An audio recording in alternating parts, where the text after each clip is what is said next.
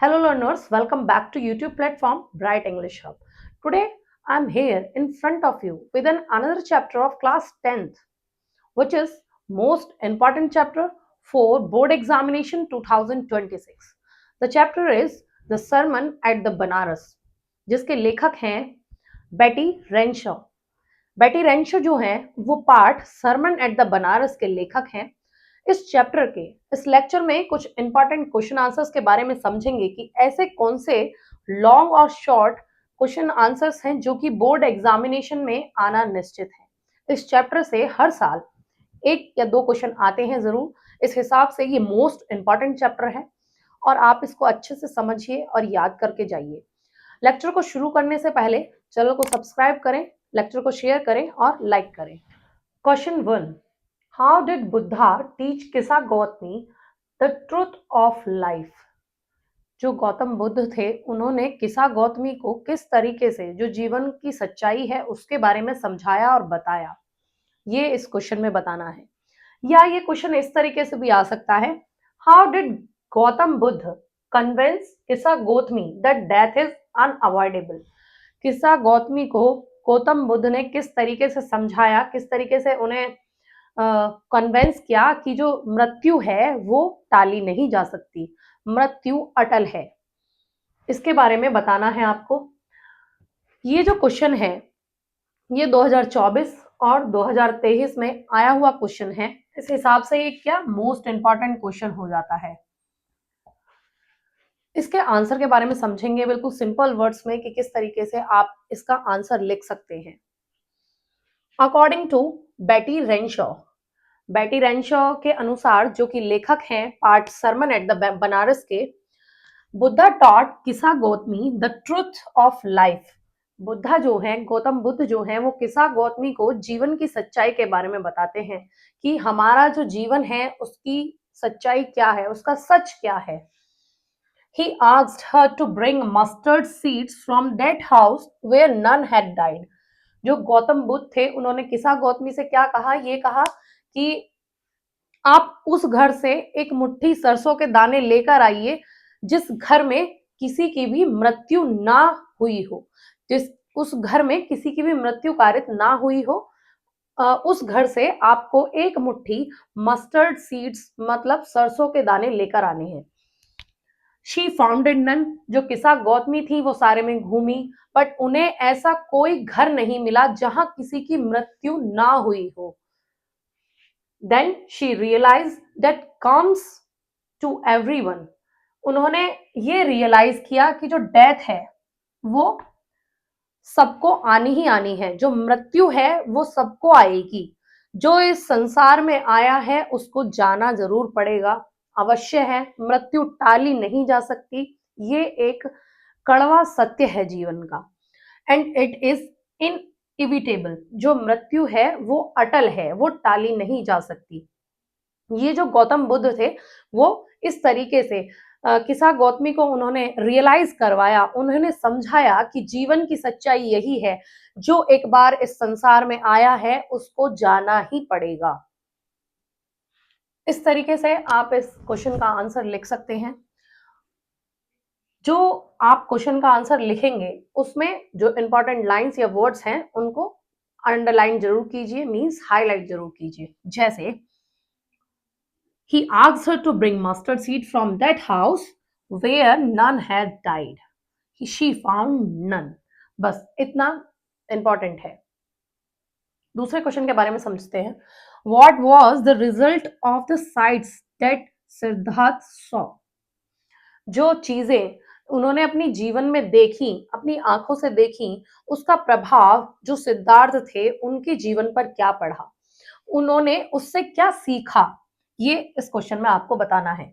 Describe the sites that moved Buddha, उन sites के बारे में, उन दृश्यों के बारे में वर्णन कीजिए जो कि जो गौतम बुद्ध थे उन्हें एक रॉयल लाइफ को छोड़कर एक मॉन्क का जीवन जीना पड़ा, उसके तरफ वो चल पड़े। वो साइट्स आपको बतानी है, वो दृश्य वर्णन करने हैं इस क्वेश्चन में। ये क्वेश्चन 2024 में आया हुआ क्वेश्चन है, ये प्रीवियस ईयर क्वेश्चन है, इस हिसाब से ये इंपॉर्टेंट क्वेश्चन है। ध्यान से समझिएगा और पढ़िएगा। अकॉर्डिंग टू बेटी रेंशॉ के अनुसार, जो कि लेखक हैं पाठ the sermon at the Banaras के, उनके अनुसार Siddhartha saw the sights of an old man. जो सिद्धार्थ थे, जो गौतम बुद्ध थे, जिनका नाम सिद्धार्थ भी है, उन्होंने क्या देखा? एक ओल्ड मैन देखा, एक बूढ़ा आदमी देखा, अ सिक मैन, और एक बीमार आदमी देखा, अ डेड बॉडी, और एक डेड बॉडी भी देखी जिसे लाश कहा जाता है, एंड अ मॉन्क, और एक मॉन्क देखा, एक साधु को देखा। He realise that life is full of sorrow. उन्होंने ये रियलाइज किया, ये महसूस किया कि जीवन जो है वो क्या है? शोक से भरा है, सैडनेस, दुख से भरा है, एंड सफरिंग्स, और जीवन में बहुत सारे कष्टों से भरा है। ये जीवन जो है वो बहुत सारे कष्टों से भरा है।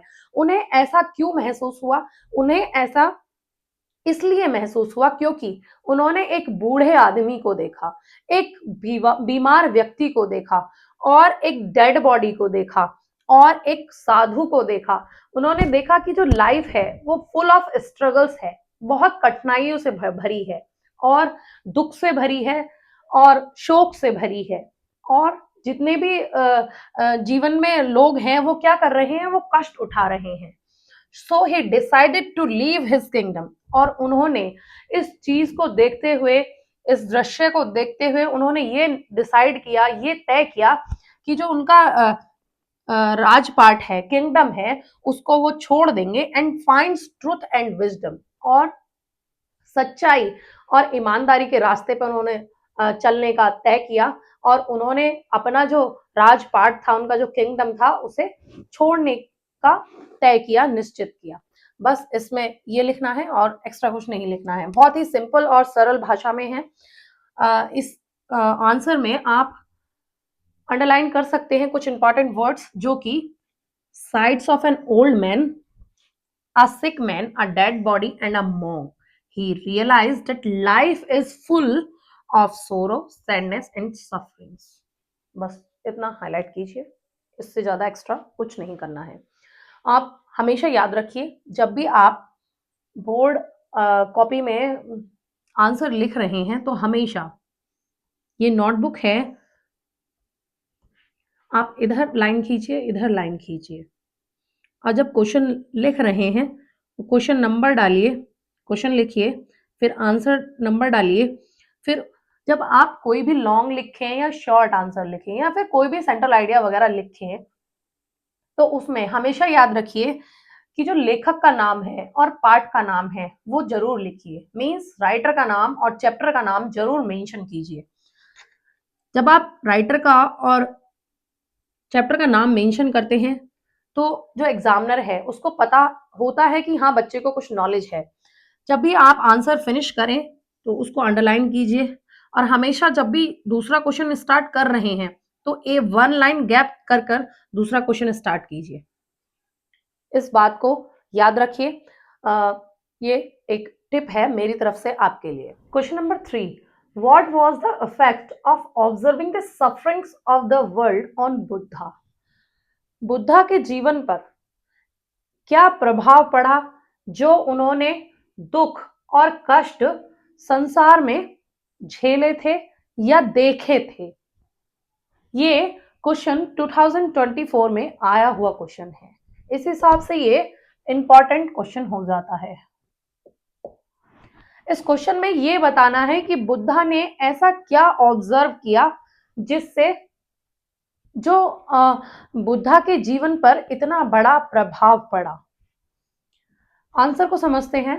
अकॉर्डिंग टू बेटी रेंशो के अनुसार, जो कि लेखक हैं पाठ सरमन एट द बनारस के, by observing the sufferings of the world, जो संसार की जो दुख थे, कष्ट थे, उनको देखकर, ऑब्जर्व कर कर, बुद्धा मूव्ड अलॉट। बुद्धा ने क्या किया? निकल पड़े किसकी खोज में? एनलाइटमेंट की खोज में निकल पड़े, प्रकाश की खोज में निकल पड़े, ज्ञान की खोज में निकल पड़े। And he went out into the world, और उन्होंने क्या किया? संसार की जो कष्ट थे उनको देखकर वो अपने राजपाट को छोड़कर निकल पड़े और संसार में इधर उधर घूमे। किसकी खोज में? ज्ञान की खोज में। He went out in the world to seek enlightenment concerning the sorrow he had witnessed. उस दुख को, उस शोक को देखकर जो उन्होंने देखा अपने जीवन में, एक ओल्ड मैन देखा, एक सिक मैन देखा, एक डेड बॉडी देखी, एक मॉन्क देखा, वो सब कुछ उसको देखने के बाद, जो कि वो खुद साक्षी थे उस चीज को देखने के, उन्होंने क्या डिसाइड किया? वो क्या करेंगे? वो ज्ञान की खोज में निकल पड़े, संसार में इधर उधर भटक रहे थे। Buddha wondered for 7 years। Buddha जो थे, जो गौतम बुद्ध थे, वो 7 साल तक इधर उधर घूमे। किसकी खोज में? ज्ञान की खोज में, प्रकाश की खोज में इधर उधर घूमे।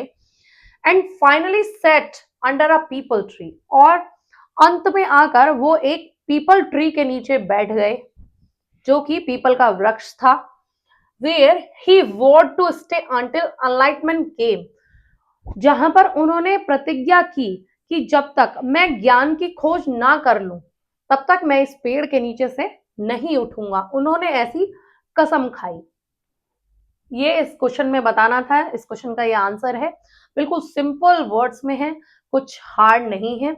आप इसको अच्छे से समझिए और पढ़िए और याद कर कर जाइएगा।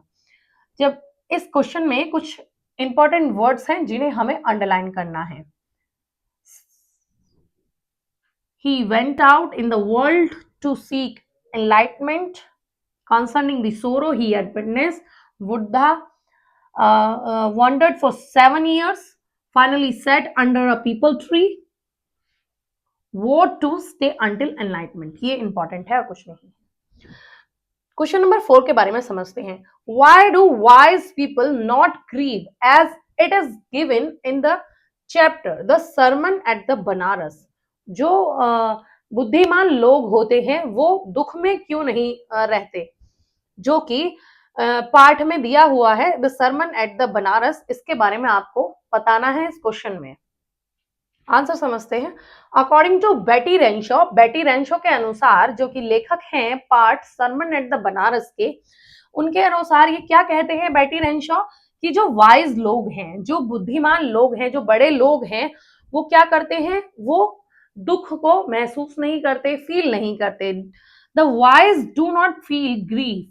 वो कष्ट में नहीं रहते, because they know that is natural. क्योंकि उन्हें ये पता होता है कि जो मृत्यु है वो क्या है? नेचुरल है, प्राकृतिक है, ये आनी निश्चित है। वो इस बारे में जानते हैं। दोज आर बोर्न, जिन्होंने जन्म लिया है, मस्ट डाई वन डे, उन्हें एक दिन मरना ही पड़ेगा। Grieving can not bring the dead back to life. और क्या जो बुद्धिमान लोग हैं, जो बड़े लोग हैं, वो क्या बताते हैं कि जो कष्ट है, दुख है, किसी के मृत्यु के उपरांत जो दुख होता है, जो कष्ट होता है, उसमें डूब जाना एकमात्र रास्ता नहीं है। वो दुख आपको, जो आपके जीवन से चला गया है, उसको जीवन में वापस नहीं ला सकता। तो दुखी होने से और कष्ट में रहने से, शोक में डूबने से कुछ नहीं होगा। कोई जो जो व्यक्ति चला गया है वो दोबारा वापस नहीं आएगा। ये the sermon at the Banaras chapter में जो लेखक बेटी रेंशो हैं, वो ये बताते हैं कि जो बुद्धिमान लोग हैं, जो वाइज लोग हैं, वो क्या करते हैं? वो ग्रीफ में नहीं रहते, वो दुख में नहीं रहते, शोक में डूबे नहीं रहते, क्योंकि उन्हें पता है कि जो मृत्यु है वो प्राकृतिक है। Because they know the death is natural. Those are born, जिन्होंने जन्म लिया है, उन्हें एक ना एक दिन ये संसार छोड़कर जाना ही होगा। क्यों? क्योंकि जो डेथ है, जो मृत्यु है, वो टाली नहीं जा सकती, वो अटल है। ये जीवन का एक कड़वा सत्य है जिसे सबको मान लेना चाहिए। वो ये भी बताते हैं कि अगर कोई व्यक्ति हमारे जीवन से चला गया है, किसी व्यक्ति की डेथ हो गई है, अगर हम उसके शोक में डूबे रहेंगे, उस दुख में डूबे रहेंगे, तो जो व्यक्ति चला गया है वो हमारे जीवन में वापस नहीं आएगा। ये बताते हैं बेटी रेंशॉ। ये जो क्वेश्चन का आंसर है बहुत ही सिंपल वर्ड्स में है, 2-3 लाइन का क्वेश्चन का आंसर मैंने आपको यहाँ पर बताया है।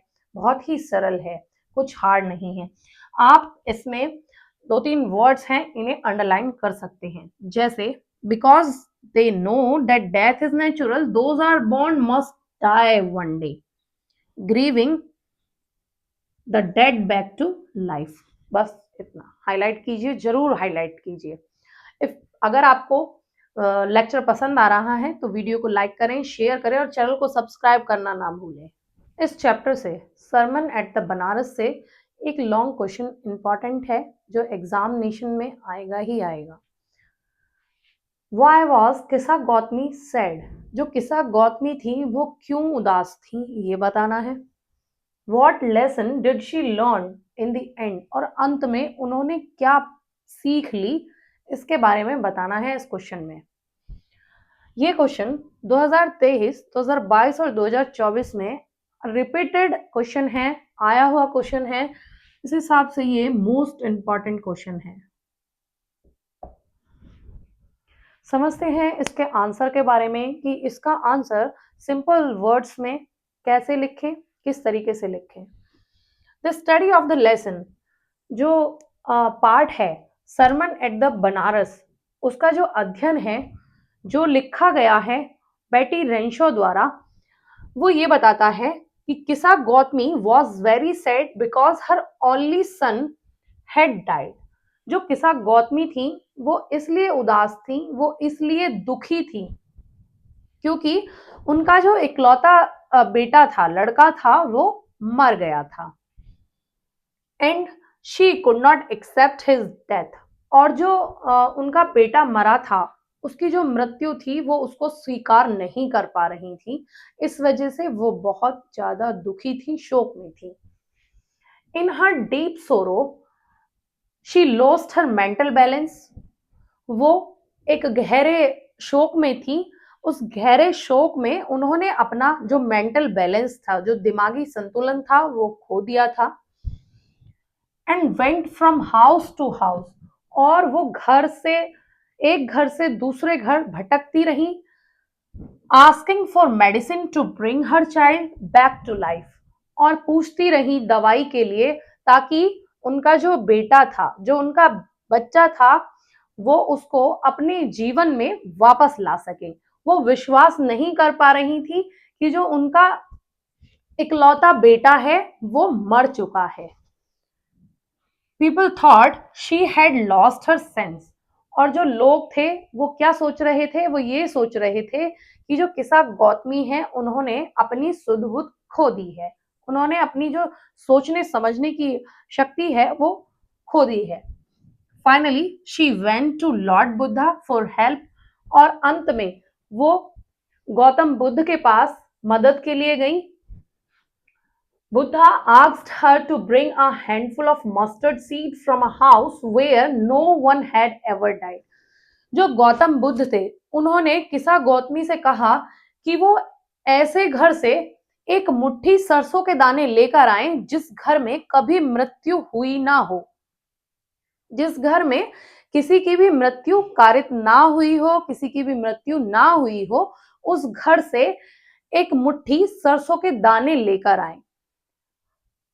बट शी फाउंड नन, परंतु जो किस्सा गौतमी थी वो इधर उधर घूमी एक मुट्ठी सरसों के दाने लेने के लिए उस घर से जिस घर में किसी की मृत्यु ना हुई हो, उन्हें ऐसा घर कोई नहीं मिला। Then she came to know that death is inevitable, उसके उपरांत उन्हें ये पता चला कि जो मृत्यु है वो अटल है, वो आनी निश्चित है। And common to all human beings, और जो भी जीव हैं उनके लिए मृत्यु समान है। In the end she learn that death comes to everyone, और लास्ट में उन्होंने क्या सीखा, उन्होंने ये सीख ली कि जो मृत्यु है उसको टाला नहीं जा सकता, it can not be avoided. In the end she learn that death comes to everyone, last में अंत में उन्होंने ये सीखा ये सीख प्राप्त की कि जो मृत्यु है वो हर किसी को आएगी। जो इस संसार में आया है उसको एक दिन जाना ही पड़ेगा। So we should accept the truth of life. इसलिए हमें ये जो जीवन की सच्चाई है इसे स्वीकार करना चाहिए। कौन सी सच्चाई? जो इस जीवन में एक बार आया है, जो इस संसार में एक बार आया है, वो जाना तय है। जो मृत्यु है वो टाली नहीं जा सकती, मृत्यु अटल है। ये जो लेखक हैं बेटी रेनशॉ, वो बताते हैं इस पाठ में। आप जब लॉन्ग क्वेश्चन या शॉर्ट क्वेश्चन जो भी लिख रहे हैं तो अंडरलाइन कीजिएगा। मोस्ट इंपॉर्टेंट जो वर्ड्स या लाइन है उनको हाईलाइट जरूर कीजिएगा। जैसे हर only son had died, she could not accept his death, Buddha asked her to bring a handful mustard seed to a house where no one had ever died, but she found none. Then she came to know that death is inevitable. ये important कुछ line और words हैं जो highlight आप जरूर कीजिएगा। इस long question को एंड करते हैं एक कोटेशन से। No house is free from death. कोई भी घर मृत्यु से आजाद नहीं है।